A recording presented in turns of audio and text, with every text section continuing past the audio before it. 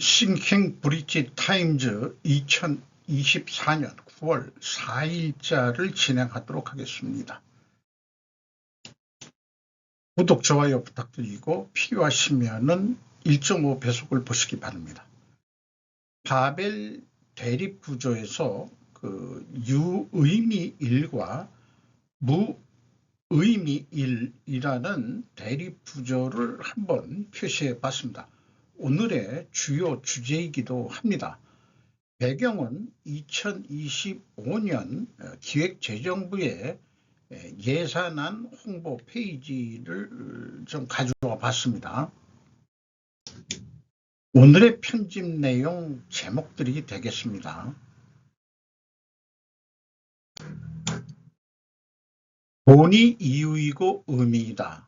사막의 왕 유무비라는 채널을 봤는데 이 시사 이런 성격의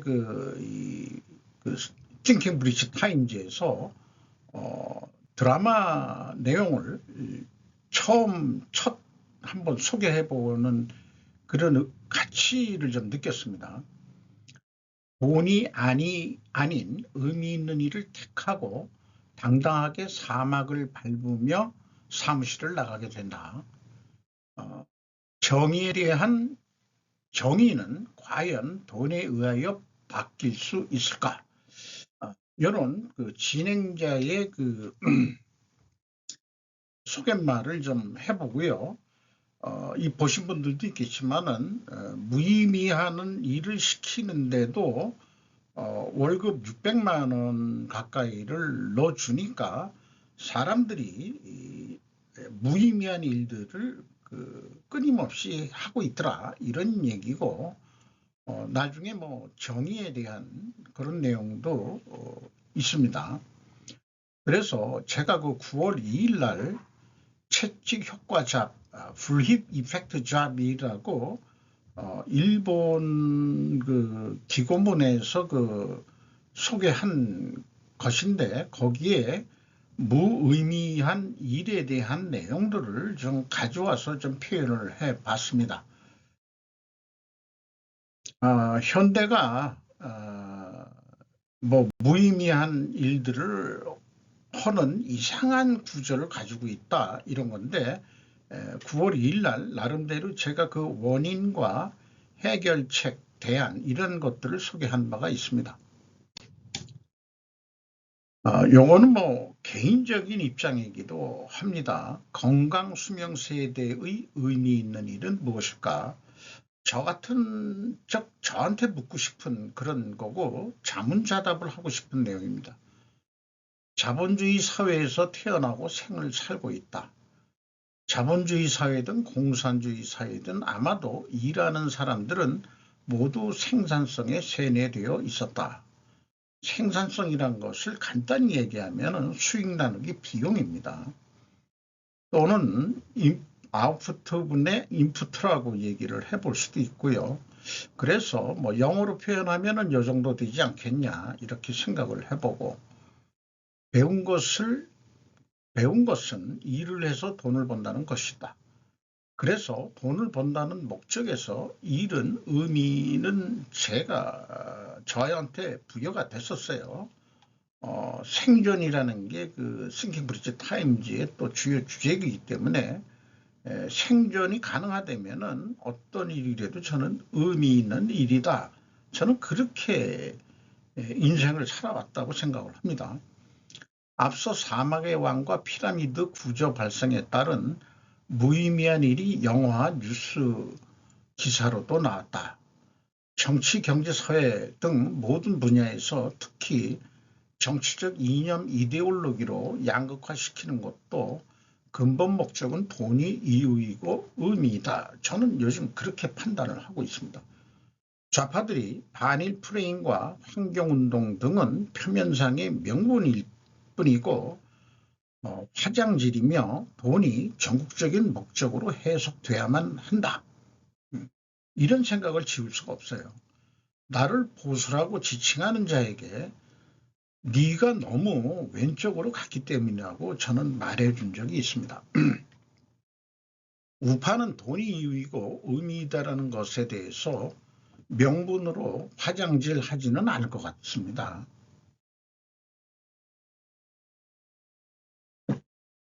아니라면 서로 똑같은 놈들이겠죠. 70대가 되면서 그리고 크게 앓게 된 경험을 해봤습니다. 최근에 건강수명이란 용어 정의를 떠나서 고령화 인식이 이후 언제 저 세상으로 갈 때까지라고 생각이 됩니다. 건강수명이라는 게 그런 나에게 의미 있는 일이 필요한 것일까? 사막의 왕에서 여주는 여자 주인공 의미 있는 일을 찾아 고액 연봉을 뿌리치고 회사를 나옵니다. 그 회사의 사장은 추가로 정의 실현 행동에 대해 돈을 주는 일도 벌입니다. 그는 돈을 주체할 수 없을 정도여서 의미 없는 일에 고액 연봉을 주고 다른 측면에서는 정의로운 행동에 돈을 주는 것에 의미를 부여하는 것 같이 느꼈습니다. 그런데 건강수명은 연금수명이 동행해야 가능하겠죠. 연금 외에 다른 수입이 있다면 더 바람직한 거고 또 인생의 의미를 또 찾을 수 있는 그런 기회도 더 생길지도 모르죠. 생존 이외에. 그런데 나는 지금 신생산성 티 나누기 5의 생산성의 그 시간과 건강을 저는 지금 소비하고 있다 이렇게 되는데 아직도 그냥 그 어떤 정보 소비자가 아닌 마음 같아서는 정보 생산자의 입장에 있고 싶다 하는 것은 숨길 수 없는 아직도 그런 욕심인데 그걸 집착이라고 얘기해야 될지 그러나 그것이 과하면은 안 된다는 것을 이번에 뼈저리게 느꼈고 1순위가 건강이다 하는 점을 깨우쳤습니다. 일본의 노동자들은 일을 그만둘 수 없습니다. 그들은 도움을 줄 사직 전문가를 고용합니다. 자, 이 뜻밖의 이런 뉴스를 보게 됩니다. 삼나 줄파카르, 노도카 가츠라와와 린카 톤쇼가 3명의 기자가 CNN에서 보도를 했습니다. 와타나베 유키라는 매일 12시간씩 사무실에서 일하며 보내곤 했습니다. 그리고 그것은 짧은 하루로 여겨집니다. 일반적으로 아침 9시에서 저녁 9시 근무는 최소입니다. 제가 가장 늦게 사무실을 떠날 때는 밤 11시가 될 것입니다. 라고 일본의 가장 큰 통신 회사들과 전자결제 회사들 중 일부에서 일했던 24세의 그는 말했습니다. 그녀는 그만둬야 한다는 것을 알고 있었지만 그 길에는 한 가지가 있었습니다. 일본의 하향식 직장 문화 때문에 좀 쉽지가 않았다 이거죠. 소심한 직원들이 협박하는 상사를 떠나도록 도와주는 퇴사 대행사 모무리로 눈을 돌렸습니다. 모무리는 일본어로 더 이상 할 수 없어요라는 의미한답니다. 스트레스는 카로시라고 그러는데 즉 과로에 의한 사망이라고 불리는 현상으로 대표되는 수십 년 동안 치명적인 것으로 입증되었다라는 것도 소개를 하고 있습니다. 변화하는 청소년 직장 문화라고 해서 쭉 그 소개를 했는데 어쨌든 이런 관계들이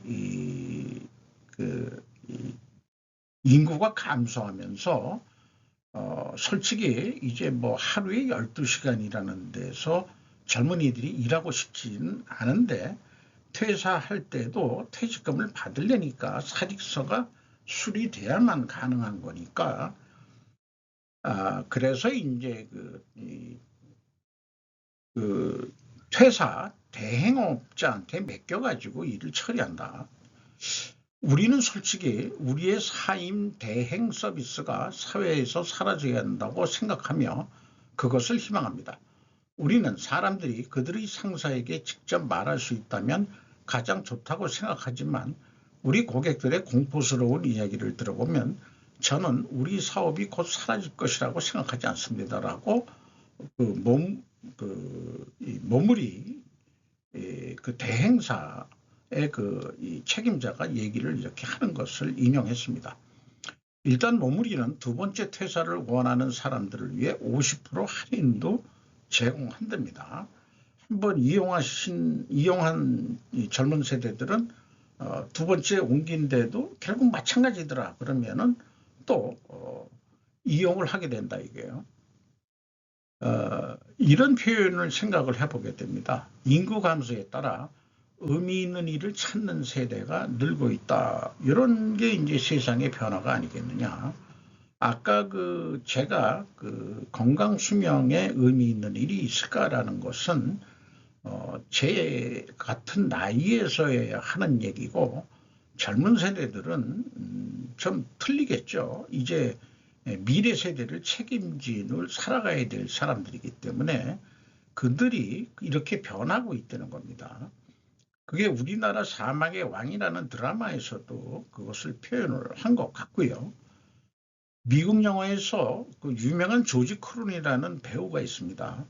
해고 전문가를 고용해서 직원을 해고하는 경우는 보았지만 직원이 퇴사 대행사를 고용해서 퇴사하는 일이 발생하고 있다니 권위에 복종했던 문화가 변하고 있다. 제 스스로 퇴사하고 싶은 생각은 저는 한 번도 꿔본 적이 없습니다.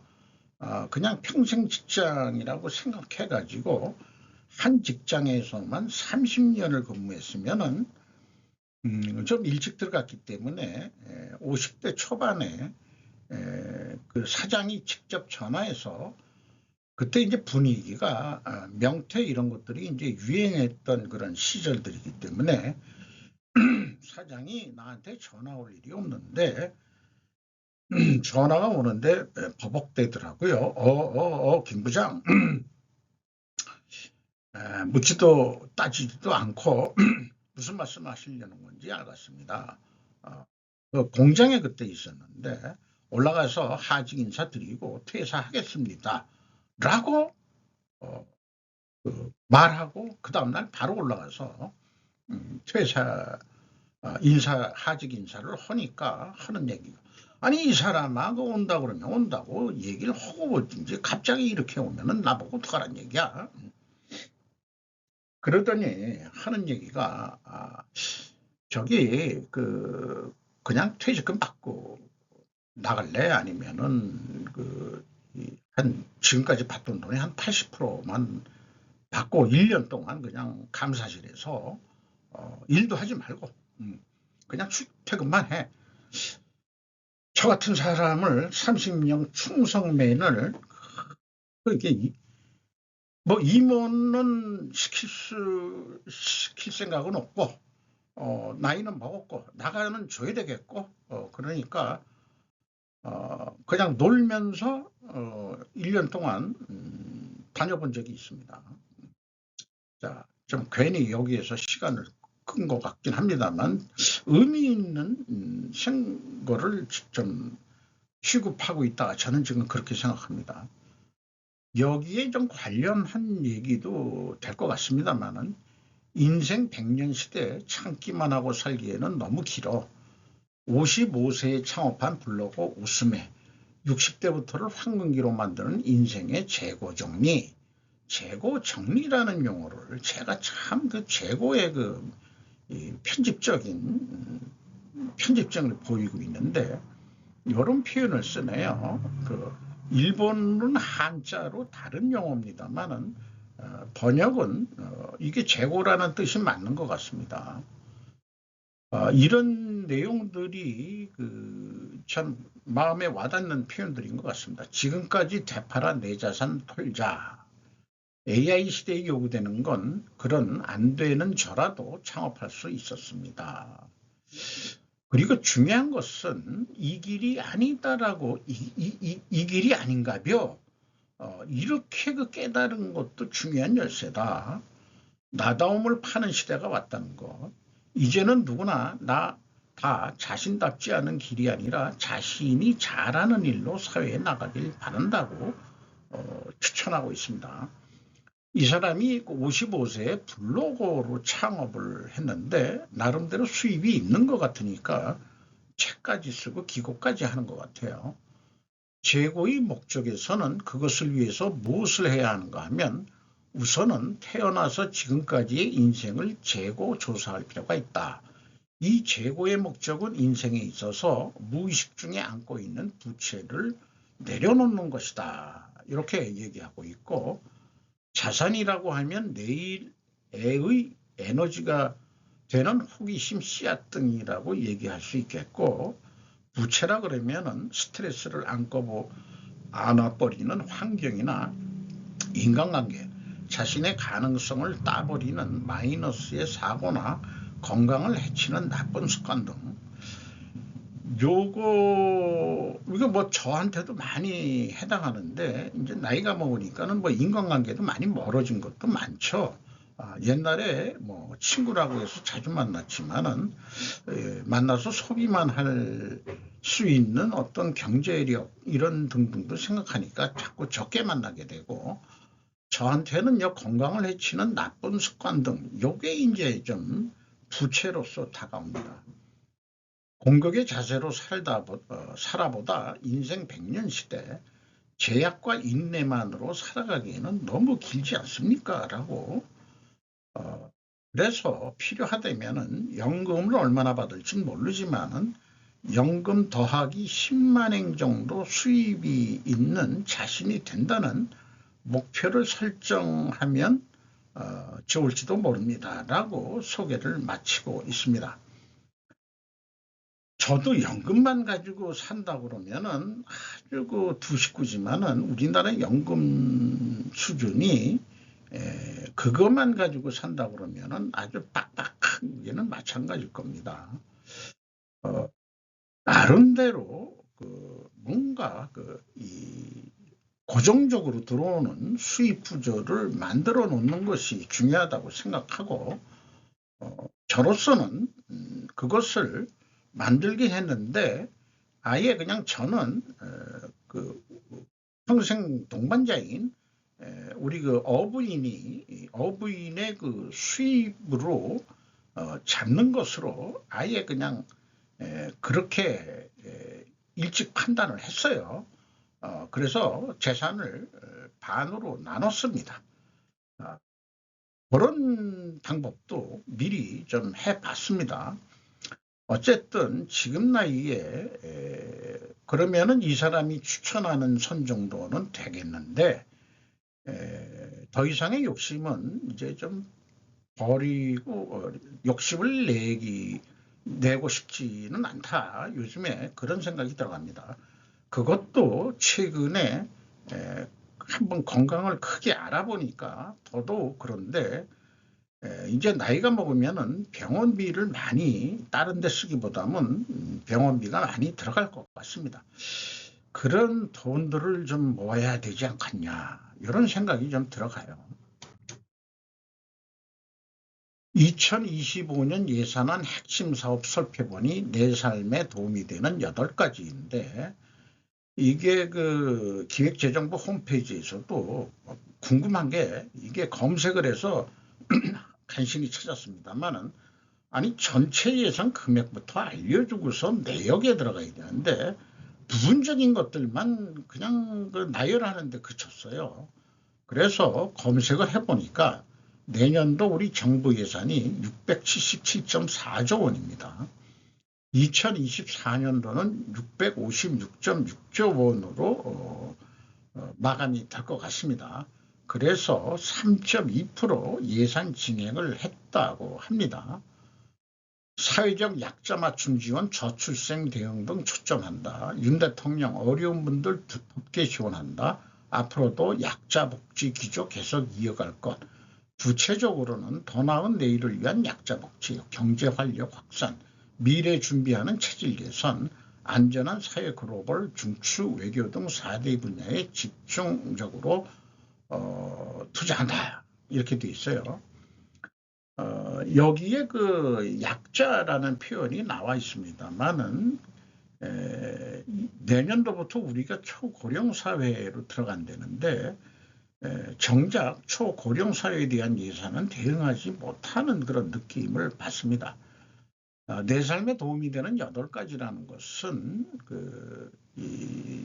제 나이 때는 좀 안 어울리는 그런 내용들이 되겠습니다. 제가 그렇게 느꼈어요.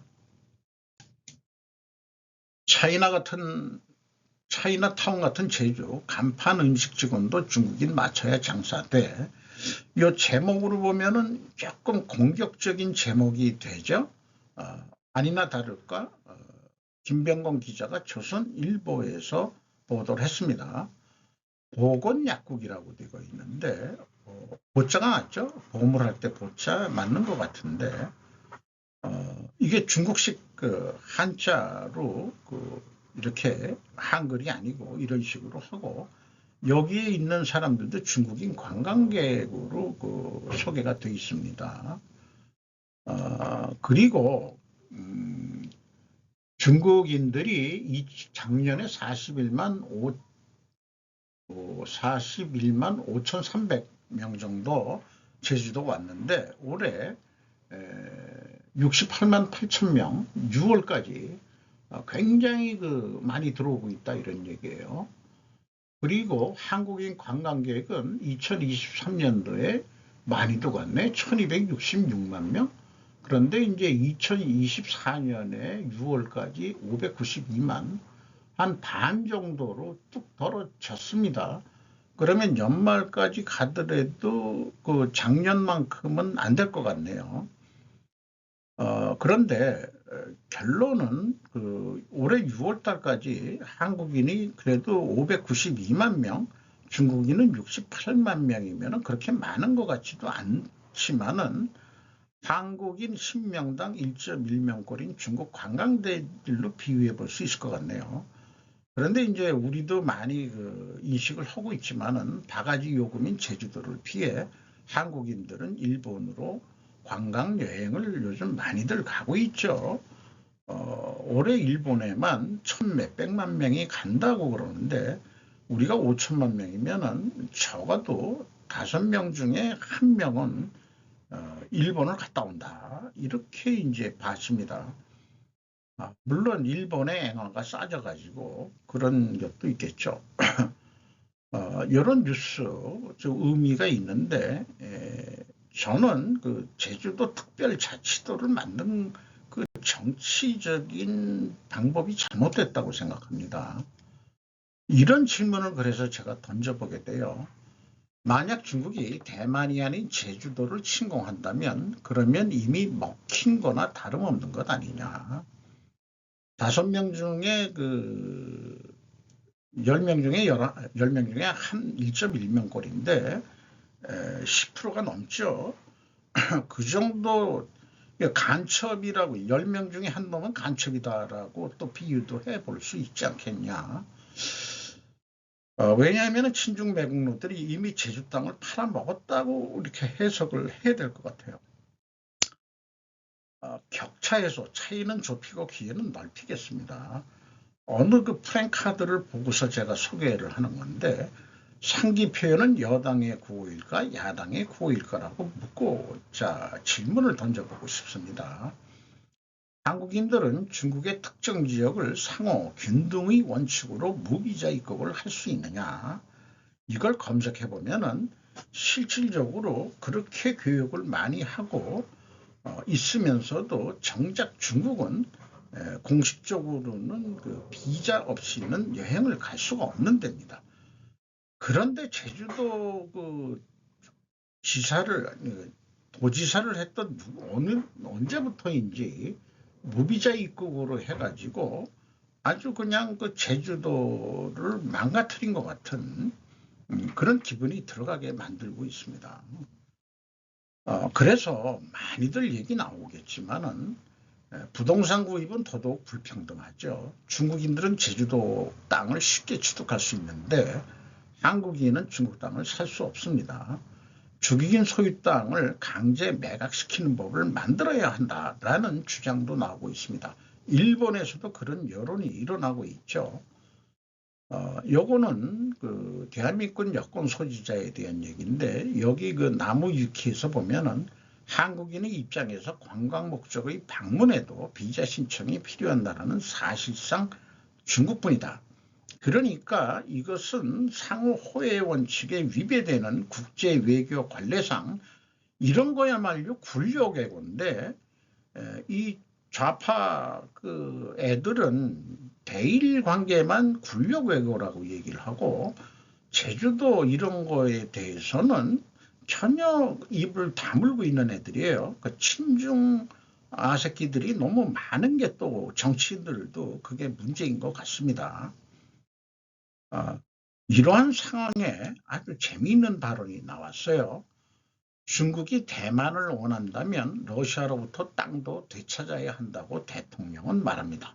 로이터 통신에서 보도했는데, 그 대만 이번에 총통인 라이칭더라고 얘기할 때도 있고 라이칭태 이렇게도 있는데, 대만 언론과의 인터뷰에서 중국은 이 사람을 분리주의자라고 공격을 하고 있는데, 1858년 아이군 조약을 꺼내들었고, 이 조약에서 중국은 현재 러시아의 극동에서 러시아 제국에 이르는 광대한 영토에 서명하여 아무르강을 따라 현재 국경의 대부분을 형성했다.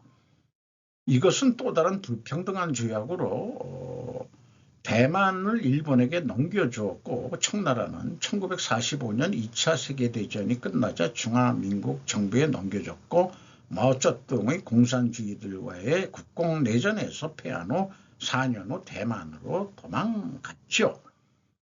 라이는 중국이 대만에 대한 디자인을 정말로 하고 싶은 것은 규칙에 기반한 국제질서를 바꾸는 것이라고 말했다. 국제지역, 서태평양 지역에서 패권을 달성하고 싶어합니다. 중국의 목적은 그런 거지, 그것이 중국의 진정한 목표다, 이런 얘기죠. 그러니까 한번 꼬집은 거죠. 대만이 중국 땅이다, 그렇게 얘기하려면은 그 러시아한테 남겼던 그 아무르 지역의 그 땅들도 또 지금 이 연해주도 마찬가지 아닙니까? 연해주도 거기도 뺏긴 거 아니에요? 그런데도 돌려도 이렇게 얘기해야 되는 거 아니냐라고 중국을 멋있게 공격을 한 것 같습니다. 우리 입장에서는 북한도가 우리 땅이라고 우리는 믿고 싶은데, 그게 뭐 연해주까지도 그 연결이 될지 모르겠습니다만은, 우리 옛날부터 우리는 조선 때도 북한도 해가지고 청나라하고 경계선이 애매모호했던데요. 그래서 백두산 어디짱가 그 투맨강인가, 두만강이 아니고 투맨강이라고 또 있습니다. 그 청나라 그쪽 말로 투맨이라는 것은 그 높은 우두머리를 뜻하기는 한데, 두만이라는 것도 이제 한자로 해서 우리 발음으로 두만이지만 공식 말은 투맨인데, 그쪽을 경계로 해서 오른쪽은 조선 땅이라고 청나라도 인정을 했던 지역이니까 북한도도 사실은 조선 쪽부터도 우리 땅이었더라고 저는 믿고자 합니다. 그러니까 일제 그 한일 합방이 되면서 북한도로들 많이 넘어갔죠. 나중에 만주까지 침범해서 거기까지 다 뺏겼습니다만은, 자, 그런 그 최근세사가 기억이 나네요. 그런 와중에 이제 우리 푸틴은 대일견제 푸틴 ICC 몽골 방문, 지지통신 외신부에서 그 블라디미르 푸틴 대통령이 몽골을 방문하는 거, 이렇게 해가지고 좀 과시를 하고 있는 그런 거겠습니다. 몽골 입장에서는 러시아하고도 잘 지내야 되고 중국하고도 잘 지내야 되고 특히 한국하고도 잘 지내고 싶고, 울란바토르의 뭐 어느 거리는 뭐 한국을 갖다 놓은 것 같이 그렇게 되고, 또 몽골 사람들이 생김이나 또 뭐 이런 게 우리하고 또 비슷하다 보니까 많이 우호적이죠. 또 몽골의 지하자원이 우리도 꽤 그 욕심이 납니다만 현재로서는 구리 같은 광산이 거기 꽤 있다는데 석탄만이 아니고 그거 가져오려고 그러면은 참 지금 그 어렵습니다. 이게 저기 남북 철길이 뚫리고 뭐 이렇게 돼야 이게 어떻게 좀 될 것 같은데 좀 아쉬운 그런 게 있죠. 몽골하고의 관계는. 지금의 정치가는 거대 지진이 일어나도 아무것도 할 수 없다. 국민을 위해 필사적으로 일하는 정치인이 줄어든 근본 원인. 1번 뉴스 제목은 그러니까 말하자면 과장 표현법을 좀 많이 쓰고 있는 것 같은 느낌이 들어갑니다. 사또 유씨와의 대담이라고 되어 있습니다. 살인 의혹도 견뎌낸 기시다 정권. 그리고 올해 1월에 그 노토반도 지진에 대해서 움직임이 둔한 인상을 받는다. 이렇게 이제 소문을 풀어가고 있습니다.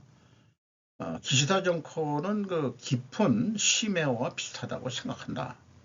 비자금 문제뿐만 아니라 기하라 세이지 전 내각 관방부장관의 스캔들도 그냥 넘어갔고 8년 전 일본 유권자들은 안정택했다. 정치를 둘러싸고 여론이 터들썩하면 꺼내지는 키워드.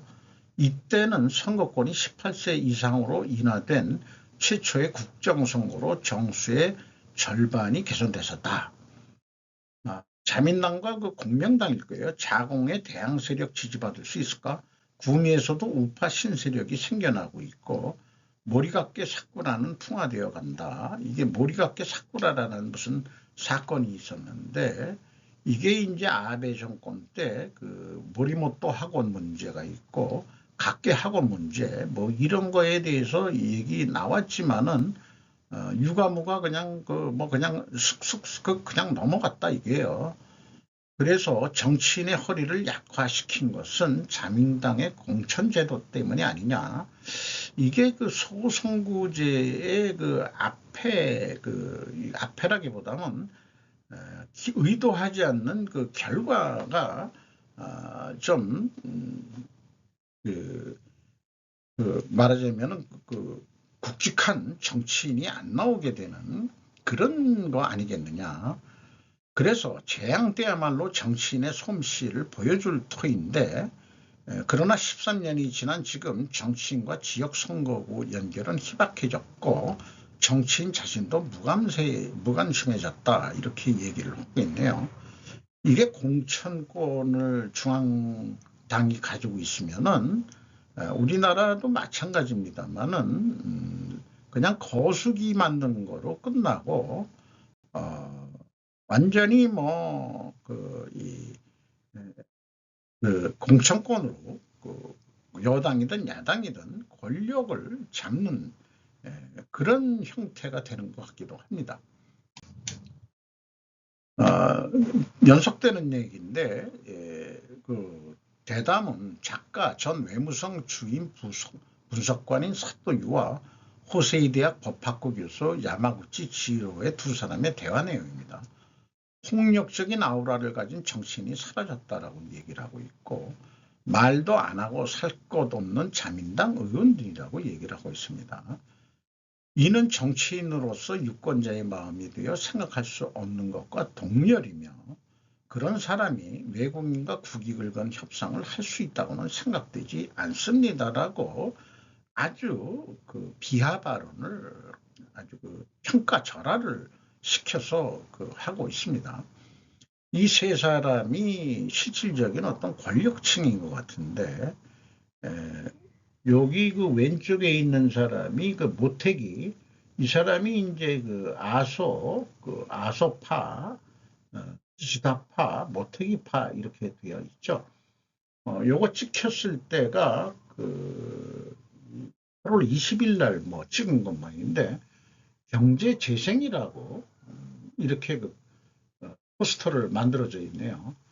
소선구제 정당 공천자가 소신 있는 정치인을 만들어내지 못하고 있는 게 근본 원인 아니냐 이렇게 이제 지적을 하는데 우리나라도 이거 심각하게 좀 받아들여야 될 것 같습니다.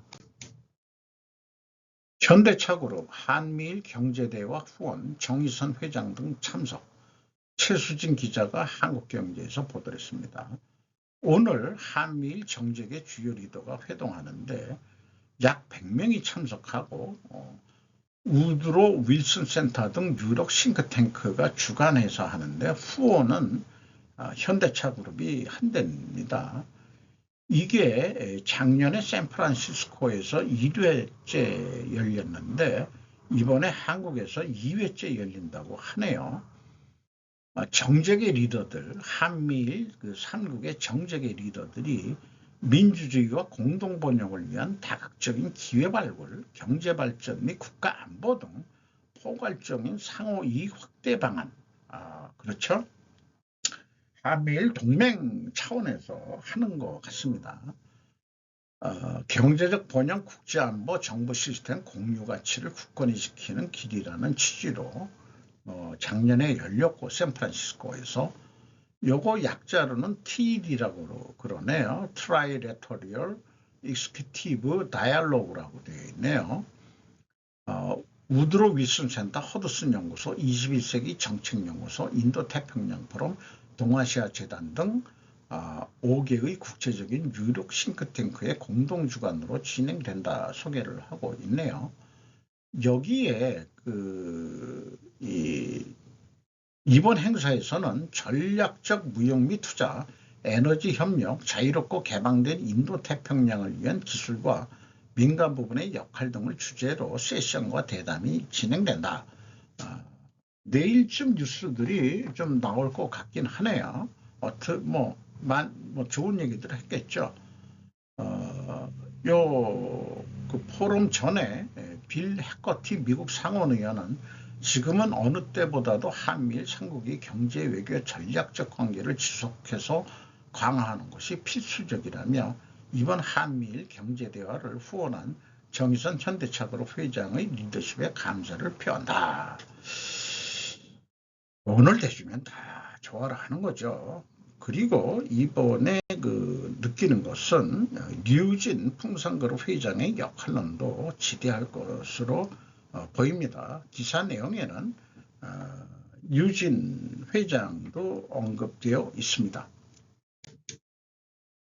하나오션 거세 사업장 입항한 미 해군 함정 국내 최초 MRO 박세진 기자가 이코노미스트에서 그렇게 큰 배는 아니고 이것은 군수 지원함인데 하나오션이 미국의 그 필리 조선선가요 거기 인수하면서 그런 여러 가지 이 호의 조건들이 생겨서 아예 미국의 그 군수 지원함이 들어와 가지고 한 3개월 정도 정비를 해 가지고 다시 나갈 거로 이렇게 되는데 여러 사람들이 참석을 했다고 합니다.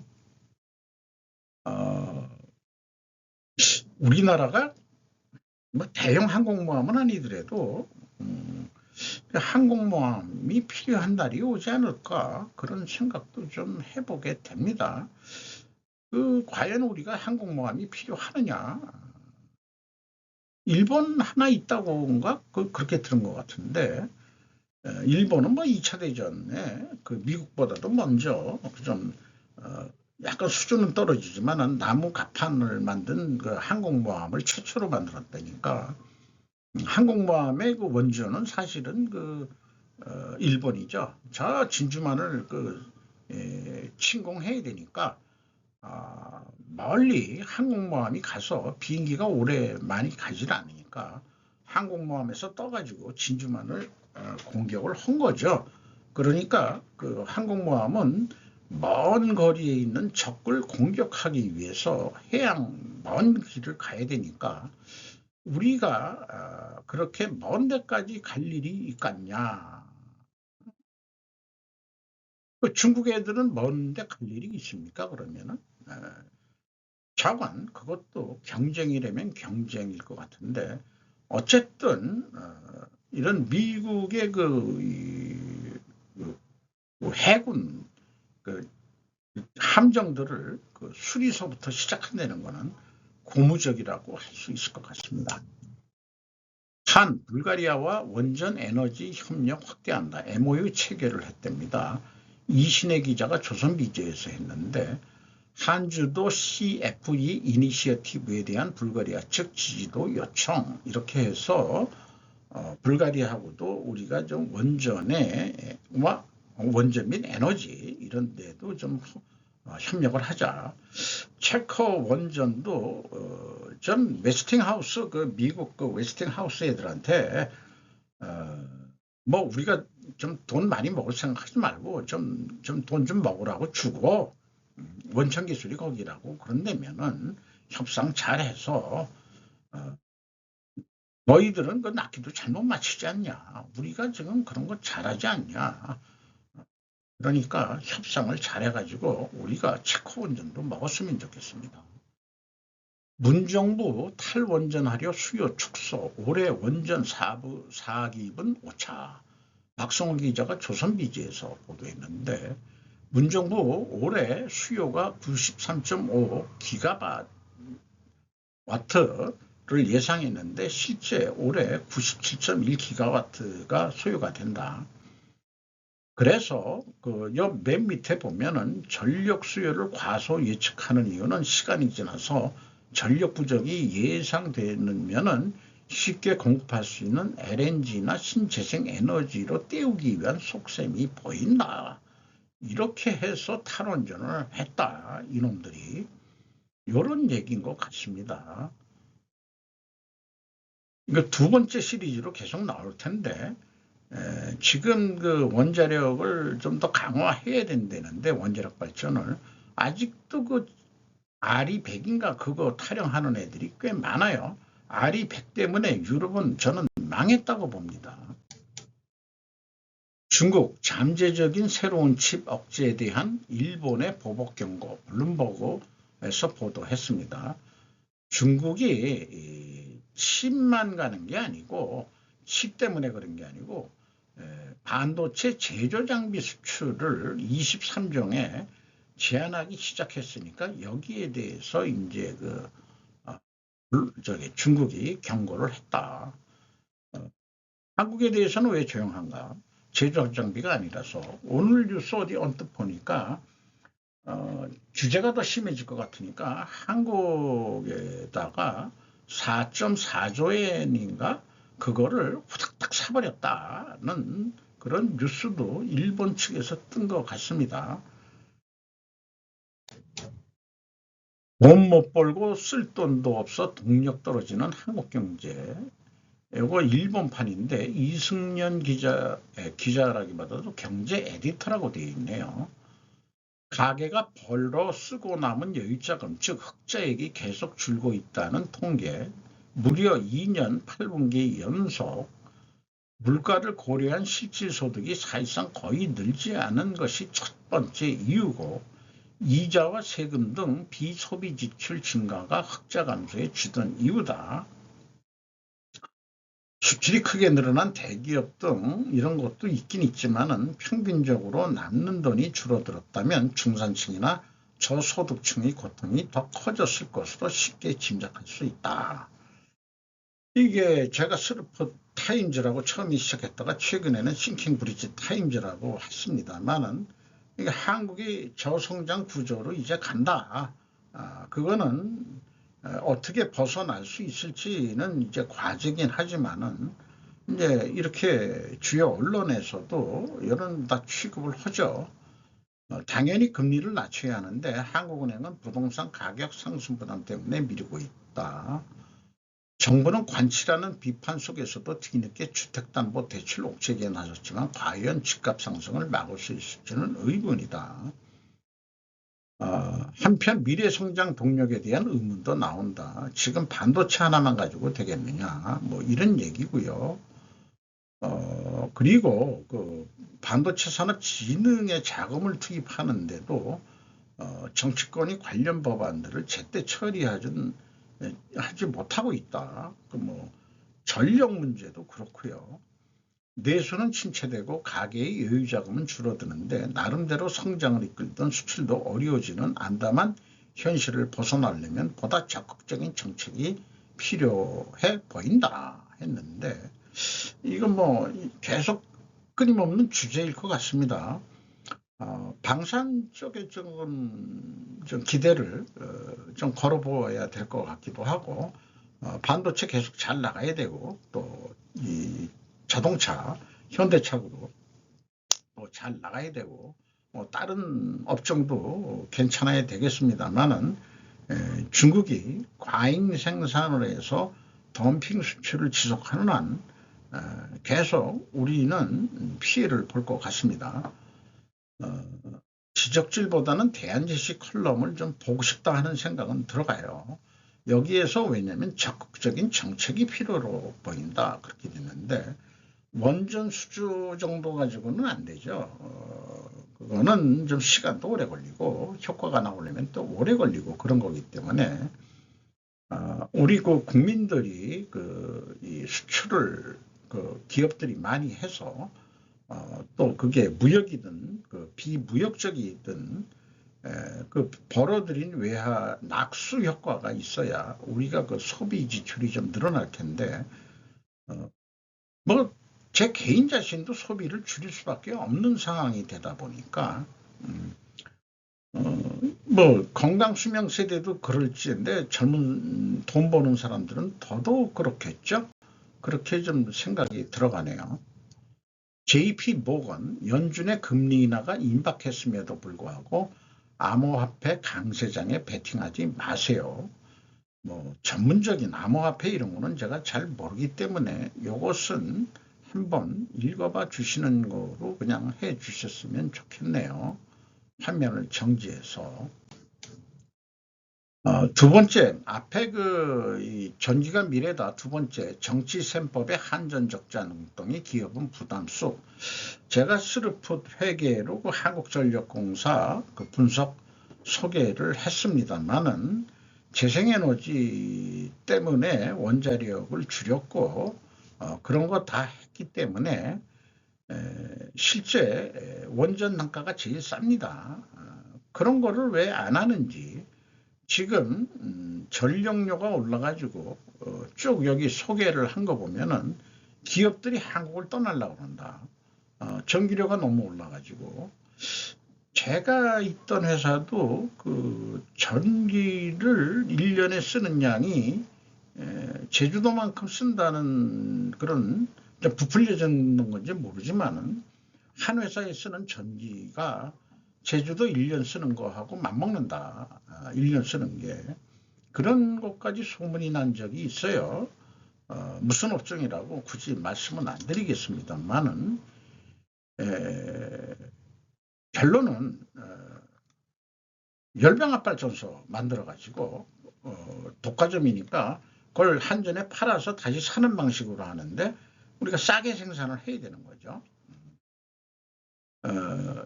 이게 LNG로 바꿨다는 그런 얘기를 듣습니다.